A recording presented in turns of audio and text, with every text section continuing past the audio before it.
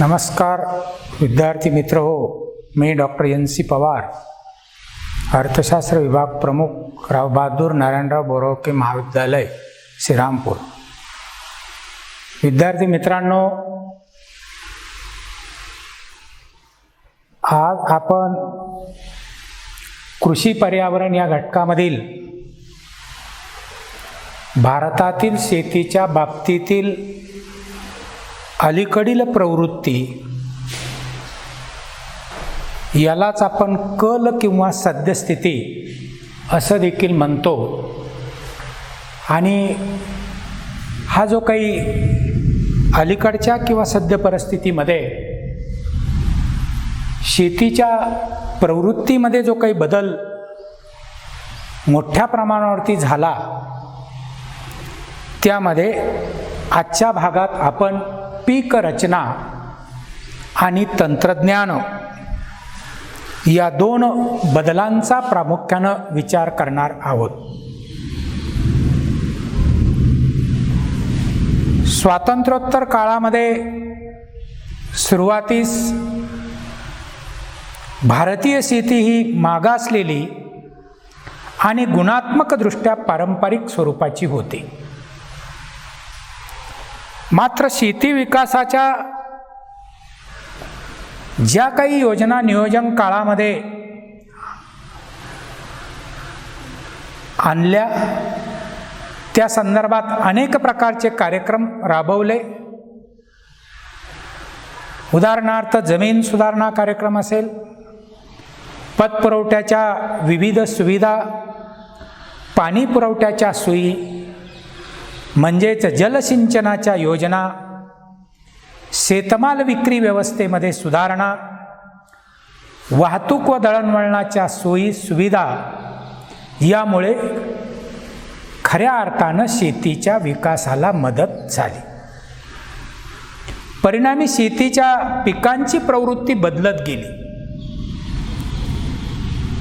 हरितगृह प्रकल्प, शेतीमध्ये नवनवीन प्रकारचं तंत्रज्ञान आलं, पिकांसाठी पीक विमा योजना अंमलात आणली, सूक्ष्म सिंचन पद्धत, या सर्वांचा शेती क्षेत्रामध्ये प्रवेश झाल्यामुळे एकूणच पीक पद्धतीमध्ये सुधारणा आणि बदल घडून आले. परिणामी या बदलामुळे लोकांची म्हणजेच शेतकऱ्यांची शेतीकडं पाहण्याची जी काही पारंपरिक पद्धत होती, त्याऐवजी त्यांच्यामध्ये एक व्यावसायिक पद्धत सुरू झाली. म्हणजेच त्यांच्याकडे एक व्यापारी दृष्टिकोन निर्माण झाला. तशातच हरित क्रांतीमुळे देशातील उत्पन्नात आणि दर हेक्टरी उत्पादकतेत देखील वाढ झालेली असल्यामुळं भारत देश अन्नधान्याच्या बाबतीत स्वयंपूर्ण होऊन शेतीमालाची निर्यातही करू लागला. शेतकरी नगदी पिकांकडं वळू लागले आणि मग शेती क्षेत्रामध्ये नवनवीन बदल घडून येऊ लागले. सरकारने देखील शेतकऱ्यांना विविध बाबींसाठी जी काही अनुदानं आहेत, ती अनुदानं सुरू केली. म्हणजे प्रामुख्यानं शेतकऱ्यांनी नवीन बदलाला सामोरं जावं म्हणून हरितगृह, ग्रीन हाऊस, कोल्ड स्टोरेज, साठवणगृह, सूक्ष्म सिंचनासाठी जे काही ठिबक तुषार सिंचन पद्धत आणि त्याच जोडीला पिकांचं उत्पन्न जर काही कारणानं येऊ शकलं नाही आपत्तीच्या काळामध्ये, तर पीक विमा सुरू केलेला आहे. म्हणजे अशा स्वातंत्र्यानंतरच्या काळात ज्या काही शेतीच्या बाबतीतल्या ज्या काही प्रवृत्तीत बदल किंवा कलाकडं जो काही बदल झाला, तो बदल प्रामुख्यानं या ठिकाणी झाला. परिणामी अशा अनेक नवीन सुधारणा शेती क्षेत्रामध्ये झालेल्या आहेत. आणि म्हणून पहिला बदल जो काही आपल्याला या ठिकाणी दिसतो, तो म्हणजे पीक रचना, की ज्याला आपण क्रॉपिंग पॅटर्न असं इंग्रजीमध्ये म्हणतो. या पीक रचनेचा अर्थ सांगत असताना की विशिष्ट वेळी निरनिराळ्या पिकांखाली असलेल्या शेतजमिनीच्या क्षेत्राचं प्रमाण म्हणजे पीक रचना. मग हा पीक रचनेतील बदल अजूनही आपल्याला सांगता येतो की त्याची व्याख्या की वेगवेगळ्या पिकाखाली असलेल्या जमिनीच्या क्षेत्राच्या प्रमाणातील बदलाला पीक रचना असं देखील म्हटलेलं आहे. मग या पीक रचना ठरवणारे जे काही घटक आहेत त्या घटकांचाही प्रामुख्यानं आपण विचार करतो की पीक रचनेमध्ये जे काही बदल घडून येतात किंवा ते बदल होण्यास अनेक घटक कारणीभूत ठरत असतात. भारतामध्ये पीक रचनेवर अनेक घटकांचा प्रभाव देखील पडलेला आहे आणि आपण या ठिकाणी या पीक रचनेवर प्रभाव पाडणाऱ्या घटकांचा देखील विचार करणार आहोत. म्हणून पहिला घटक आपल्याला या ठिकाणी सांगता येईल आणि तो म्हणजे नैसर्गिक घटक.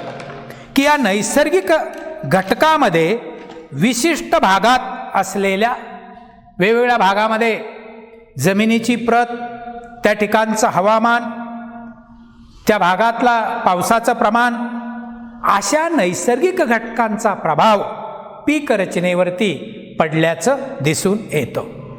की ठराविक पिकासाठी विशिष्ट प्रकारच्या हवामानाची जमिनीची गरज असते आणि मग त्याच्यामुळं हवामान, जमिनीचा प्रकार यालाच अनुसरून त्या भागामध्ये शेतकऱ्यांकडनं पिकं घेतली जातात.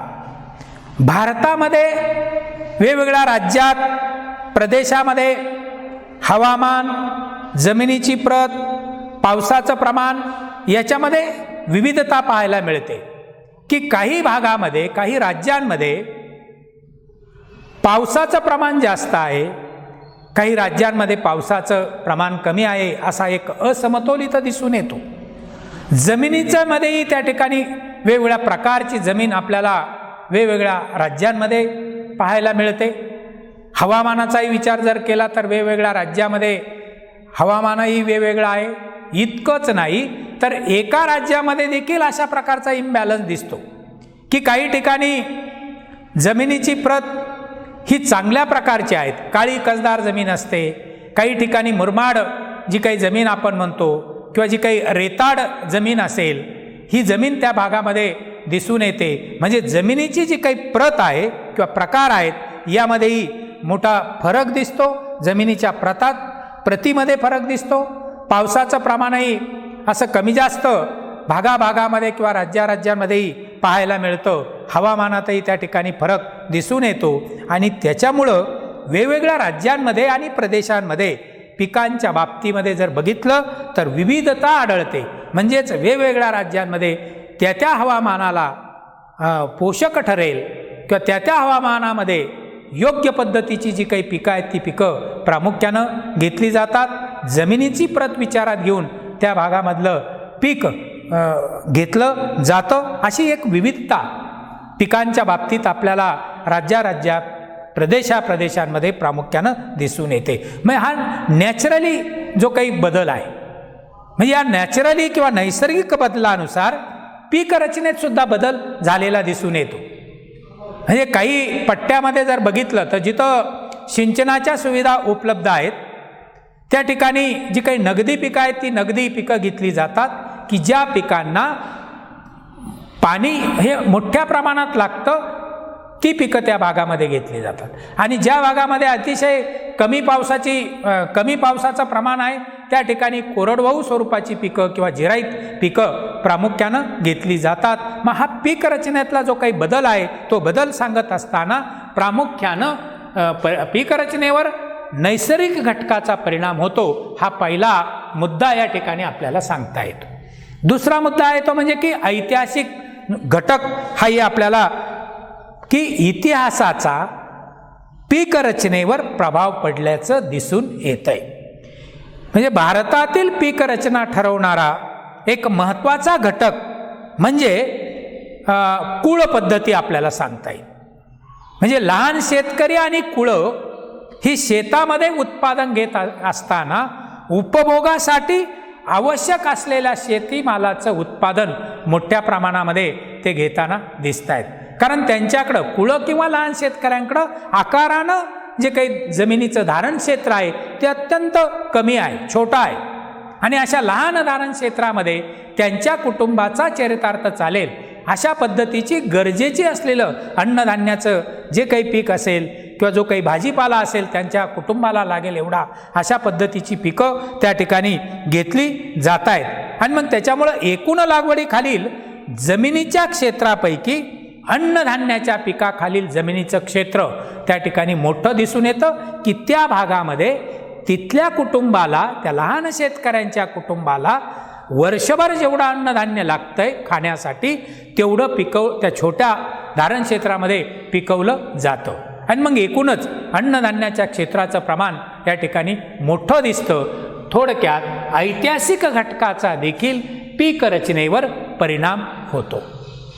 तिसरा घटक या ठिकाणी सांगता येईल तो म्हणजे की सामाजिक घटक, की लोकसंख्येची घनता, परंपरा, चालीरीती, भौतिक गोष्टीबाबतचा दृष्टिकोन, बदलाची इच्छा आणि क्षमता या सगळ्या सामाजिक घटनांचा पीक रचनेवरती प्रामुख्यानं परिणाम होतो. भारतातला जो काही ग्रामीण भागातला समाज आहे हा पारंपरिक विचारसरणीचा आहे. मग अशा परंपरागत समाजामध्ये पीक रचना एका पिढीकडून दुसऱ्या पिढीकडं सुपूर्त केली जाते. म्हणजे वर्षानुवर्ष त्या कुटुंबामध्ये तेच पीक घेतलं जातं, नवीन प्रकारचं पीक त्या ठिकाणी घेतलं जात नाहीये. आणि मग त्याच्यामुळं विशिष्ट पीक रचना बराच काळ, बरीच वर्ष अस्तित्वात असलेली दिसून येतात. मात्र या सामाजिक घटकांमध्ये देखील जो काही बदल झाला त्या बदलाचा पीक रचनेमध्ये आता बदल होऊ लागलेला आहे. म्हणजे पारंपरिक पद्धतीनं शेती करण्याऐवजी आता भारतातला शेतकरी आधुनिकतेकडं त्याचा कल वाढलेला दिसून येतो. तो आधुनिकता स्वीकारायला तयार झाला, तो यांत्रिक पद्धतीनं शेती करू लागलेला आहे. शास्त्रोक्त पद्धतीचा तो आपल्या शेतामध्ये वापर करताना दिसतोय. त्यामुळे आता मात्र जो बदल झाला तो बदल म्हणजे नगदी पिकांच्या उत्पादनाचाही विचार या भारतीय शेतकऱ्यांकडून होऊ लागलेला आहे. मग भारतामध्ये नगदी पिकांचं उत्पादन आणि त्या पिकाखालील क्षेत्रातही आता मोठी वाढ होत असल्याचंही एक चित्र आपल्याला आता दिसू लागलेलं आहे. हा पीक रचनेवर प्रभाव टाकणारा घटक आपल्याला सांगता येईल.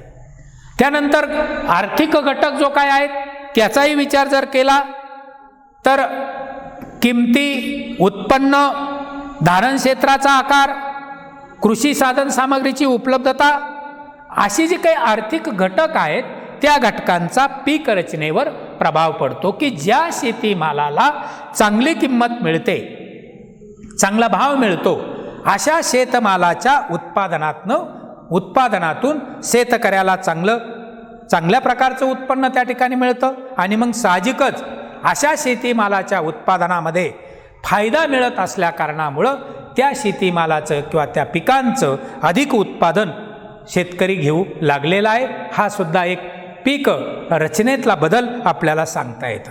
म्हणजे धारण क्षेत्र लहान असेल तर तो शेतकरी अन्नधान्याचं उत्पादन करण्यास प्राधान्य देतात. बी बियाणं, खतं, पाणी पुरवठा अशा आदानांच्या उपलब्धतेचाही पीक रचनेवरती प्रामुख्यानं परिणाम होताना दिसतोय.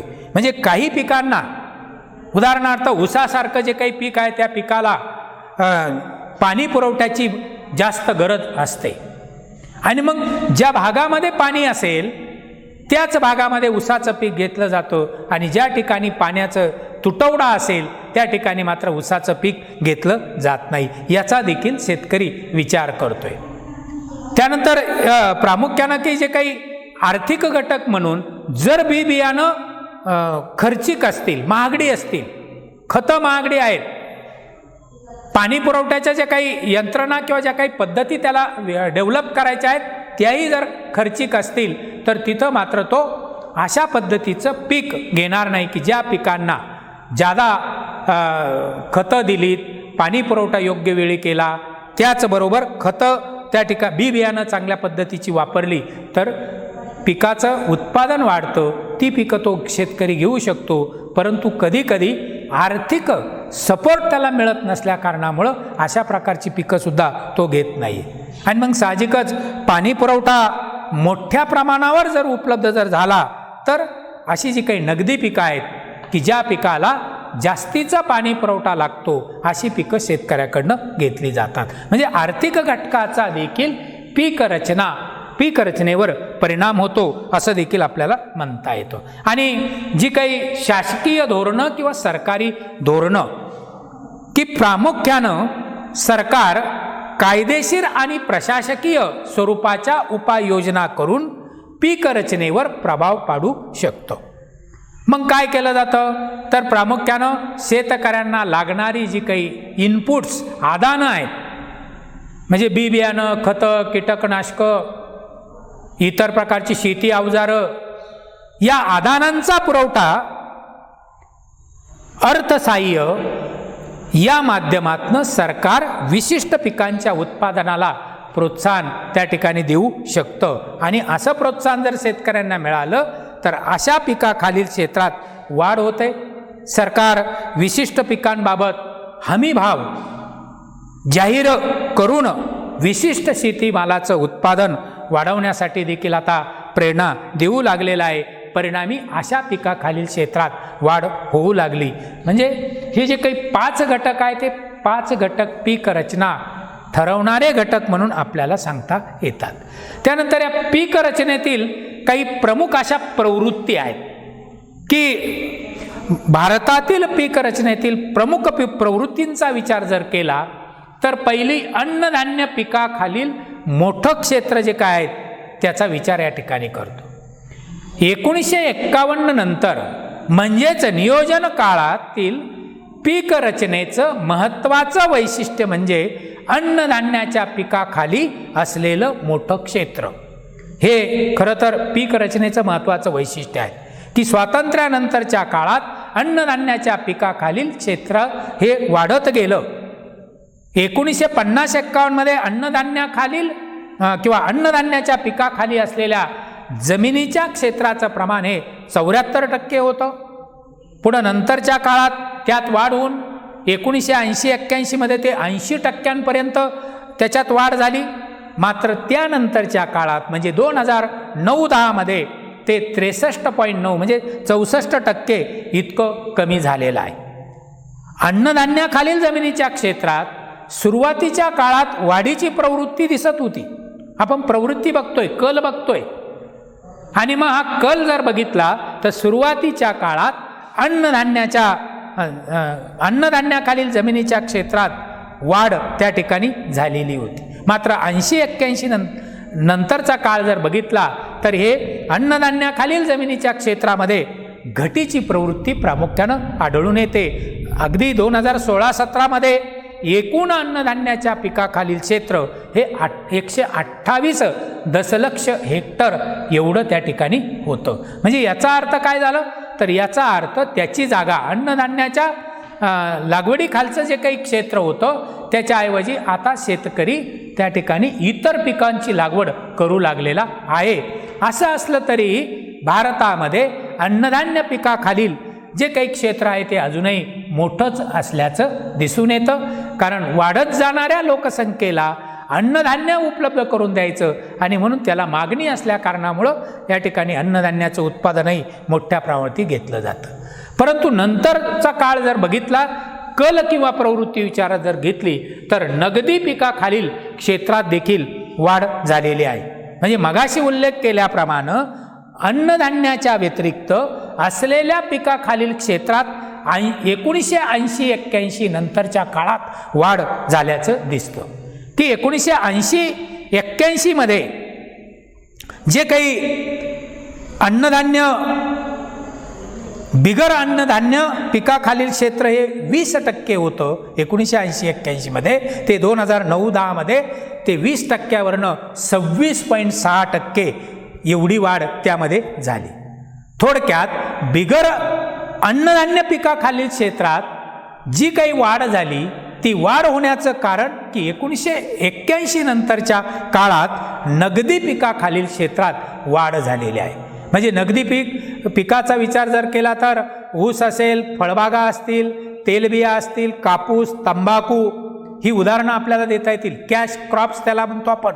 रोख पैसा मिळवून देणारी जी काही पिकं आहेत त्या पिकांच्या लागवडीखालील क्षेत्रात 1980-81 नंतर वाढ झाली. ही पीक रचनेतली प्रमुख बदल किंवा प्रवृत्ती आपल्याला सांगता येते. त्यानंतर तिसरा मुद्दा या ठिकाणी सांगता येतो की काही पिकाखालील क्षेत्रात वाढ झालेली आहे. म्हणजे 1951 नंतरच्या काळामध्ये अन्नधान्य आणि बिगर अन्नधान्य प्रकारातील काही पिकाखालील क्षेत्रात वाढ झाल्याचं दिसतंय. की अन्नधान्यापैकी देखील गव्हाच्या पिकाखालील जमिनीच्या क्षेत्रात फार मोठ्या प्रमाणात वाढ झाली. तांदळाच्या बाबतीत मध्यम प्रमाणात त्या ठिकाणी वाढ झाली. मात्र इतर तृणधान्यांच्या बाबतीमध्ये तृणधान्याचे जे काही बाबतीत पिकाखालील क्षेत्रात झालेली वाढ ही अतिशय मर्यादित स्वरूपाची होती. या बिगर अन्नधान्य पिकांपैकी ऊसाच्या पिकाखालील क्षेत्रामध्ये त्या ठिकाणी अधिक किंवा मोठ्या प्रमाणात वाढ देखील झालेली आहे. म्हणजे काही पिकाखालील क्षेत्रात वाढ या ठिकाणी झाली. हा एक कल आपल्याला प्रामुख्यानं पीक रचनेतला सांगता येतो. त्यानंतर काही पिकाखालील क्षेत्रामध्ये मर्यादित स्वरूपाची वाढ झाली. की भात पिकाखाली असलेल्या जमिनीचं क्षेत्र भारतामध्ये मोठं आहे. मात्र या पिकाखालील क्षेत्रात झालेली जी काही वाढ आहे ती आता मात्र मर्यादित त्या ठिकाणी होऊ लागलेली आहे. त्याचबरोबर ज्वारी, कडधान्य या पिकाखालील क्षेत्रात देखील फारशी वाढ झाली नाही. आणि नगदी पिकांच्या बाबतीत जे काही तेलबियाखालील असलेलं क्षेत्र हे मोठं आहे. परंतु या पिकाखालील क्षेत्रामध्येही जी काही वाढ झाली ती देखील फारच अल्प आहे. कापसाच्या पिकाखालील क्षेत्रातही फारशी वाढ झाली नाही. म्हणजे काही पिकांच्या बाबतीत जर उदाहरणं इथं दिलेलं आहे, प्रामुख्यानं भात, ज्वारी, कडधान्य, तेलबिया, कापूस या पिकांखालील क्षेत्रामध्ये मर्यादित वाढ झाल्याचं दिसून आलेलं आहे. आणि शेवटचं या ठिकाणी आपल्याला पीक रचनेतली प्रमुख कल किंवा प्रवृत्ती की ही जी काही पीक रचना भारताच्या ग्रामीण भागामध्ये आहे ती कशी आहे? असंतुलित आहे. म्हणजे पीक रचनेच्या बाबतीतील एक लक्षात घेण्याजोगतं वैशिष्ट्य म्हणजे पीक रचनेतील असमतोलाचं अस्तित्व हे सांगता येईल. की गव्हाच्या पिकाखालील क्षेत्रात सातत्याने वाढ झालेली दिसते.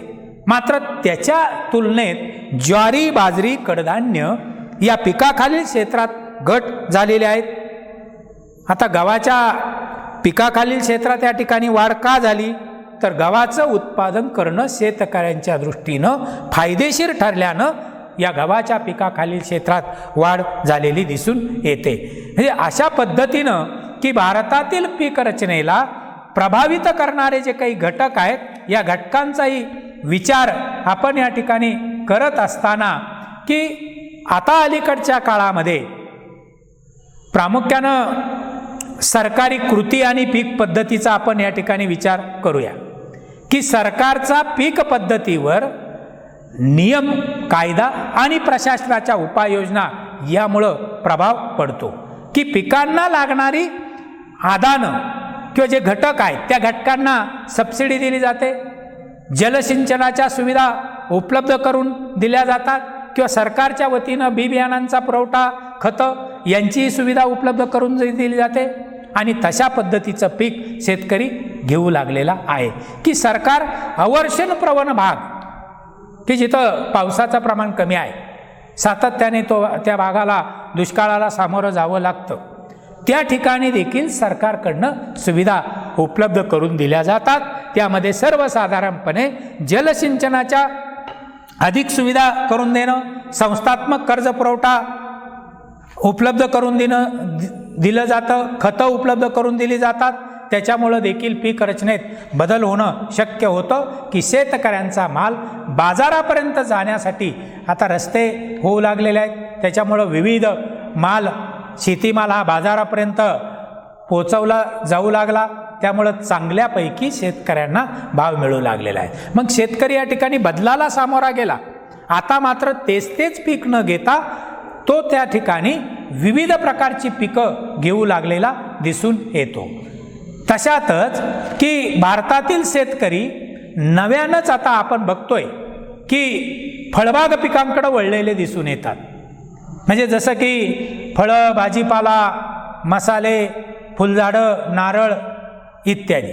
त्याच्यामुळं उत्पादकता वाढ झाली, रोजगार निर्मिती झाली, पोषण आहाराची सुरक्षितता त्या ठिकाणी मिळाली आणि आर्थिक सुधारणेला मदत देखील झालेली आहे. 2015-16 मध्ये फळबाग लागवडी खाली 18.7 दशलक्ष हेक्टर जे काही जमीन होती तिचा एकूण पीक पद्धतीमध्ये हिस्सा 9.5% होता. म्हणजे अशा पद्धतीनं 1992 ते 2006 पर्यंत फळांचं उत्पादन हे 92 दशलक्ष टनांवरनं 182 दशलक्ष टनांपर्यंत वाढलं. हे अशा प्रकारे भारतात नवीन पीक पद्धती किंवा नवीन पीक रचना स्वीकारली जाते आणि भारत फळांच्या उत्पादनात जगात आता भारताचा दुसरा क्रमांक त्या ठिकाणी लागतोय. हे अशा पद्धतीनं या ठिकाणी क्रॉपिंग पॅटर्न बदलत चालल्याचं एक चांगलं धोतक इथं दिसून येत आहे. आता त्याच्याच जोडीला या ठिकाणी की शेतीच्या बाबतीतली जी काही प्रवृत्तीमधला दुसरा जो भाग आहे तो म्हणजे टेक्नॉलॉजी, की ज्याला आपण तंत्रज्ञान असं म्हणतोय. की अलीकडच्या काळात जगामध्ये शेतीशी संबंधित आधुनिक तंत्रज्ञानाचा मोठ्या प्रमाणावर विकास आणि उत्पादन कार्यात अवलंब होताना दिसतोय. भारतात देखील आधुनिक कृषी तंत्रज्ञानाचा वापर केला जात आहे. अतिशय प्रगत देशांच्या तुलनेत विचार जरी केला तर आपल्या भारतामध्ये जरी आधुनिक तंत्रज्ञानाचा वापर कमी असला तरी अलीकडच्या काळात या भारतीय शेती क्षेत्रामध्ये आधुनिक तंत्राचा वापर वाढत असल्याचं दिसून येतं. आणि मग या शेती क्षेत्रामध्ये आधुनिक तंत्राचा वापर वाढत असताना की आधुनिक तंत्र वापरल्यामुळं नक्कीच शेती क्षेत्रातील उत्पादन वाढण्यास मदत होते. लोकसंख्येत वेगानं होत असलेली वाढ भारतातली ही विचारात घेता अन्नधान्याच्या उत्पादनात वाढ करण्याची गरज आहे आणि म्हणून आधुनिक तंत्रज्ञानाचा वापर देखील करणं गरजेचं आहे. हे आधुनिक तंत्रज्ञान जर शेतीत वापरलं तर मानवी श्रमाची बचत करणारे असं हे आधुनिक तंत्रज्ञान आहेत. आधुनिक तंत्रज्ञानामुळं मानवी श्रमाचा वापर कमी होण्यास मदत होत आहेत. एकूणच शेतकऱ्यांचं कष्ट यामुळं कमी होताना दिसतंय आधुनिक तंत्रज्ञानामुळं. पुढचा फायदा आपल्याला सांगता येतो की आधुनिक तंत्रज्ञानामुळं शेतीची उत्पादकता वाढण्यास मदत होते. प्रगत देशांच्या तुलनेत भारतातली शेतीची उत्पादकता कमी आहे आपण मान्य करतो, परंतु आधुनिक तंत्रज्ञानाचा वापर वाढणं हे शेती उत्पादकता वाढण्यासाठीचं महत्त्वाचं तंत्र आहे असं आपल्याला प्रामुख्यानं म्हणता येतं. भारतीय शेतीमध्ये आधुनिक तंत्रज्ञानाच्या वापरामुळं क्षेत्रातलं जे काही शेतीमाल आहे त्या शेतमालाच्या दर्जामध्ये आणि गुणवत्तेत वाढ होऊ लागली. त्याच्यामुळं शेतकऱ्यांच्या शेतीमालाला चांगला भाव मिळाला. ग्राहकांना किंवा उपभोक्त्यांना देखील दर्जेदार शेतीमालाचा उपभोग घेता येऊ लागलेला आहे. आधुनिक तंत्रज्ञानाच्या वापरामुळं जसा शेतीचा विकास होऊ लागला तसं शेतकऱ्यांच्या उत्पन्नात वाढ झाली, त्यांच्या राहणीमानात सुधारणा होऊ लागलेल्या आहेत. आणि मग एकूणच भारतीय शेतीतलं आधुनिक तंत्रज्ञान की जे काही वापर होताना दिसतोय त्यामध्ये प्रामुख्यानं आपल्याला सांगता येतो सिंचन तंत्रज्ञान. आता शेतीच्या दृष्टीनं सिंचनाचा प्रश्न महत्त्वाचा आहे. एक तर भारतामध्ये अजूनही पावसाचं प्रमाण कमी आहे आणि त्याचबरोबर हा पडणारा पाऊस बेभरवशाचा आहे, अनिश्चित आहे, अवेळी पडणारा पाऊस असा आहे. आणि अशा परिस्थितीमध्ये उपलब्ध पाण्याचा काटकसरीनं वापर करणं देखील महत्त्वाचं आहे. मग विहीर, बोरवेल यामधून पाणी उपसण्यासाठी इलेक्ट्रिक किंवा डिझेल पंपाचा वापर त्या ठिकाणी केला जातो. उपलब्ध पाण्याचा योग्य वापर करून कमी पाण्यात अधिक पिकं घेण्यासाठी ठिबक सिंचन, तुषार सिंचन, बायवाल पद्धत यांचा वापर केला जातो. ठिबक सिंचनामुळं ठिबक सिंचन हे पाण्याची बचत करणारं तंत्रज्ञान असून यामुळं जी काही पिकं असतील त्या पिकांची जोमानं वाढ होते, त्याचं उत्पादन वाढण्यास मदत होते. आणि मग ड्रिपनं पाणी दिल्यानंतर एक जमिनीचा पोत उंचावण्यास मदत होते.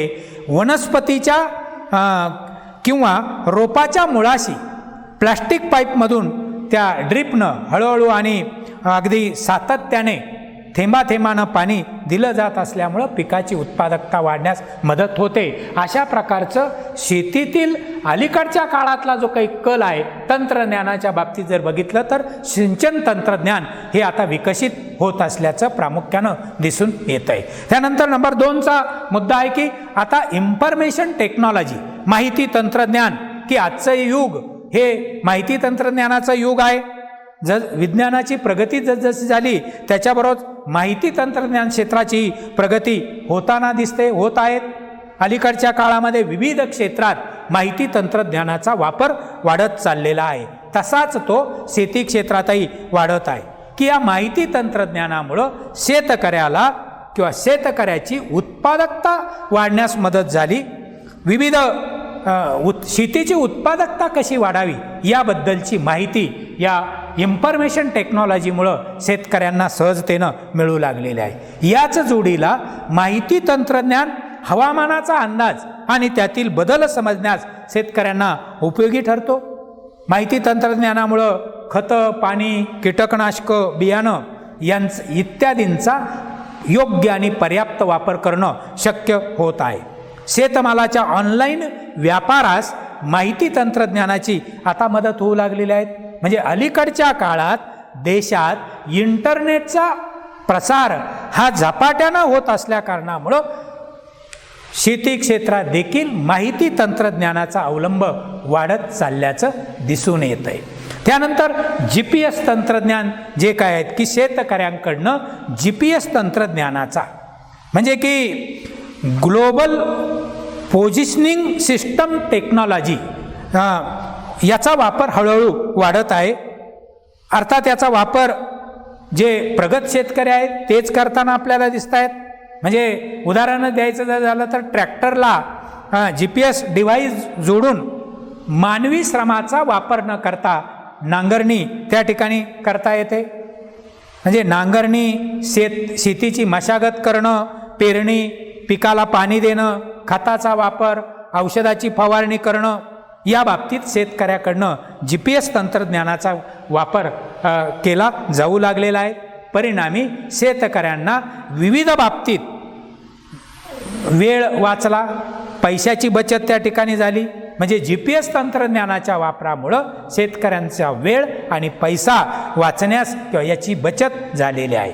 आणि नॅनो टेक्नॉलॉजी चौथा मुद्दा आहे की नॅनो तंत्रज्ञान. शेती क्षेत्राला नॅनो तंत्रज्ञान मोठ्या प्रमाणात उपयुक्त ठरू लागलेलं आहे की शेतातील पिकांचं संरक्षण करण्यासाठी हे नॅनो तंत्रज्ञान उपयुक्त ठरलेलं आहे.